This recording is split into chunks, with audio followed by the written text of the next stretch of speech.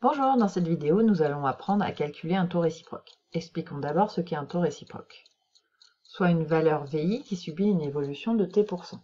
Donc on part d'une valeur initiale pour arriver à une valeur finale en faisant évoluer VI de t%, ce qui revient à multiplier VI par le coefficient multiplicateur associé à l'évolution de t%. Il se calcule en faisant Cm égale 1 plus t sur 100, t étant positif ou négatif. Ce que l'on veut ici, c'est partir de VF et revenir à VI.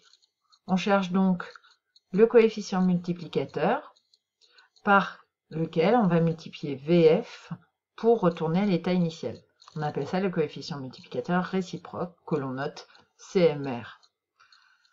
Donc la suite des multiplications revient ici à multiplier par 1, puisqu'on passe de VI à VI. Donc on a Cm fois CMR qui est égal à 1. Et on obtient donc le coefficient multiplicateur réciproque en faisant 1 sur Cm.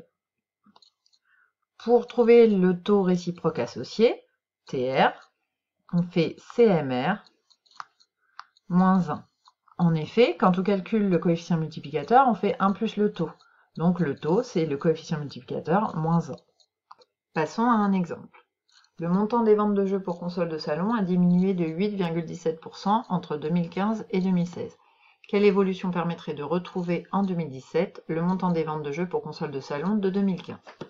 On a donc les ventes en 2015, celles de 2016, et on veut qu'en 2017, les ventes soient les mêmes que celles de 2015. Donc on veut retrouver l'état initial. On sait qu'entre 2015 et 2016, il y a eu une diminution de 8,17% des ventes. On va donc chercher le coefficient multiplicateur associé à cette diminution. Cm égale 1 moins, puisque c'est une baisse, 8,17 sur 100. Ce qui fait 0,9183.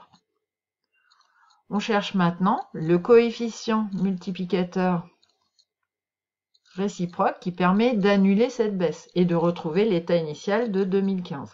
On a vu précédemment que le coefficient multiplicateur réciproque se calcule en faisant 1 sur Cm.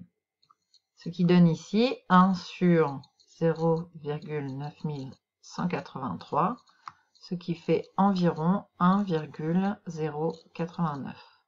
Pour trouver le taux réciproque associé, on fait TR égale CMR moins 1, soit 1,089 moins 1, ce qui donne plus 0,089, soit